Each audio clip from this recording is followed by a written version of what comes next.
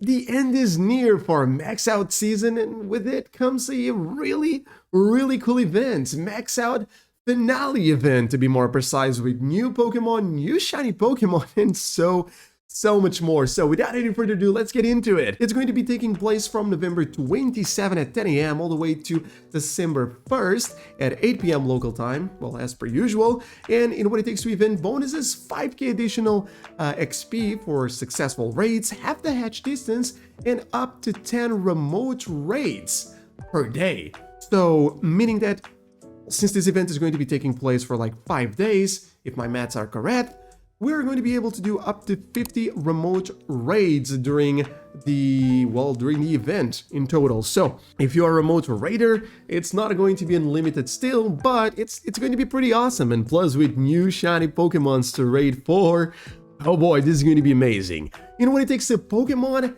Debuts, Galarian Corsola, and obviously its evolution, if you get enough candies during the event, or, well, later on, is going to be joining the game. It's going to be joining through 7 kilometer eggs, unfortunately, but, well, it's going to be a new Pokemon. It can be shiny, but it's going to be somewhat hard to get since it's going to join the egg pool that we already have in 7 kilometer eggs. But nonetheless, it does seem like it might be useful in PvP. Not entirely sure about PvE, but I don't think there's going to be a lot of usage for that. But I guess that's something that we're going to have to, take a look a little bit further on down the road.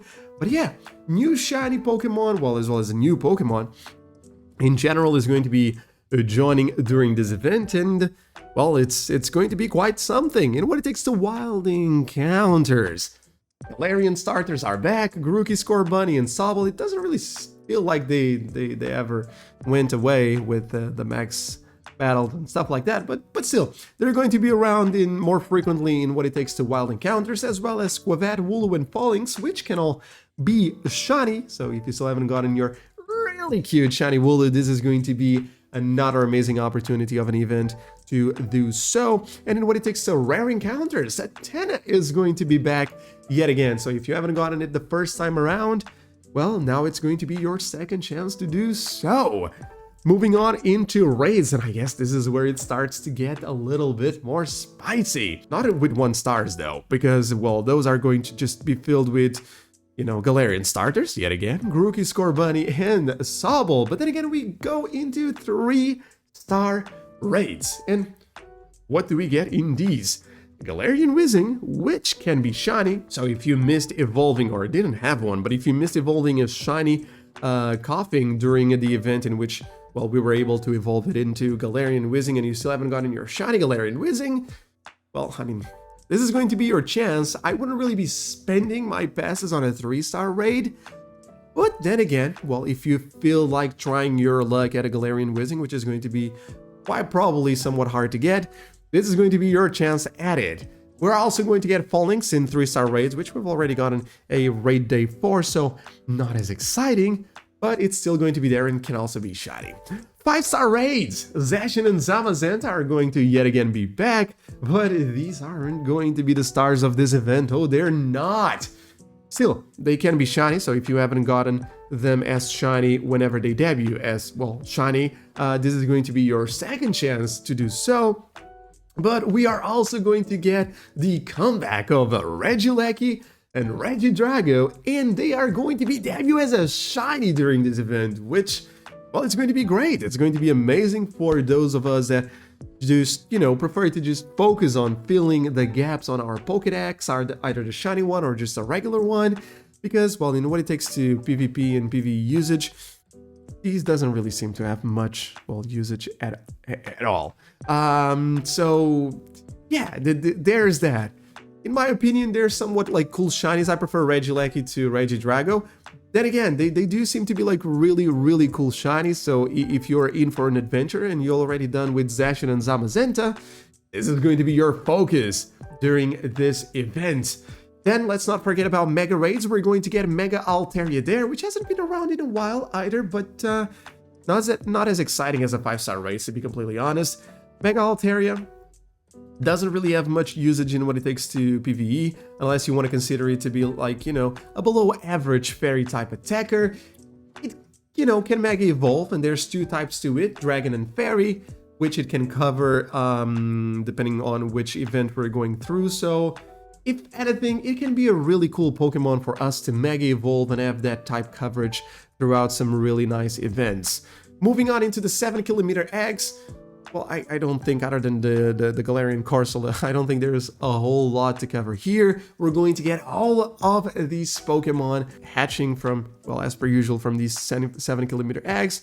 A bit unfortunate. It would be so much better if we could only get Corsola, but, well, then again, it had to be a little bit difficult, right? So my suggestion would be just make sure that up until you get to this event, you get rid of almost all of your 10 and 12km eggs. Maybe 12km are not going to be as important, but at least get rid of all of the 10km and 5km eggs that you might be, you know, filling up your egg bag, and so that you get to this event with only 2km eggs, and by the time the event starts, you just start hatching those, because with half the hatch distance, 1km per egg is going to be nothing.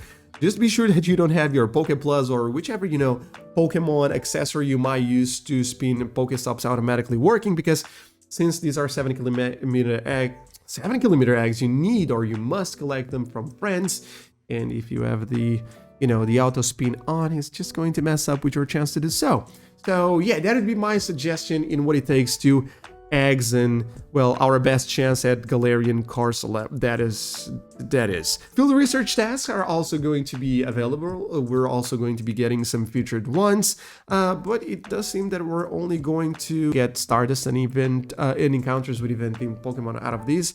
Nothing else, but it's pretty much the usual, right? It's pretty much the usual. It's only a matter of, well, now knowing which Pokemons are going to be featured on those encounters. Lastly, well, not necessarily lastly, but now moving on into the paid section of this event. There are going to be two different tickets available during this one, a $5 and a $10 one. So, as for the $5, apparently, and I've already reread this like 3 to 4 times, and it doesn't really seem like we're getting anything else other than just encounters with event-themed Pokemon and an event-themed avatar pose, which, by the way, it does look pretty cool, but we usually get this not too long after the event is over on the in-game shop, and we can just purchase those with Pokecoins. So, my suggestion for this one would be, well, if you have the money and you want to spend it, go for it, but you just want to save it or invest it on the $10 ticket, that would be a way better purchase, because it doesn't really seem like we're getting a whole lot more out of this one. So, taking us into the $10 ticket, which is an event-exclusive ticket, from this one we're going to be getting 5 additional raid passes from spinning gyms each day of the event. So, having 5 days of the event in total, this means an extra of 25 raid passes,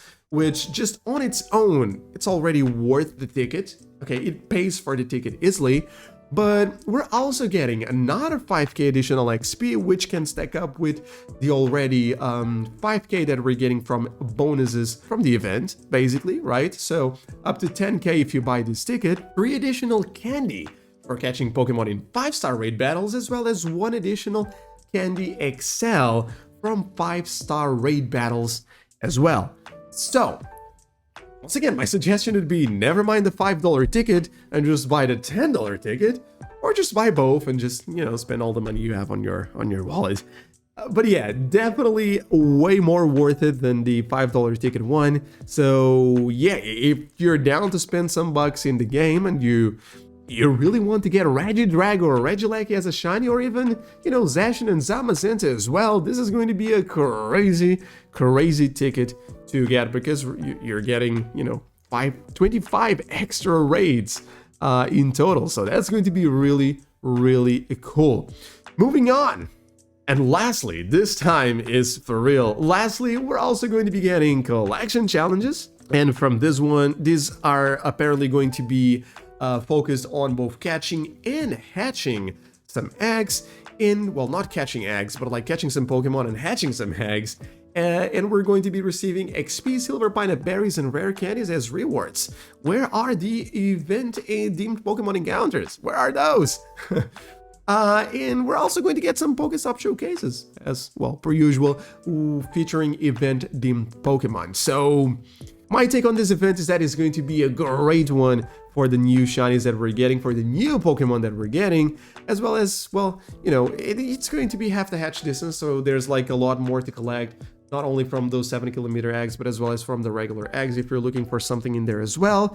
I don't know, you guys let me know what you're mostly excited about this one, and that pretty much concludes it for me. Thank you so much for watching, hopefully you guys enjoyed it, and per usual, up until next time, stay awesome, stay safe, stay scrabbity. I'll see you guys on the next one.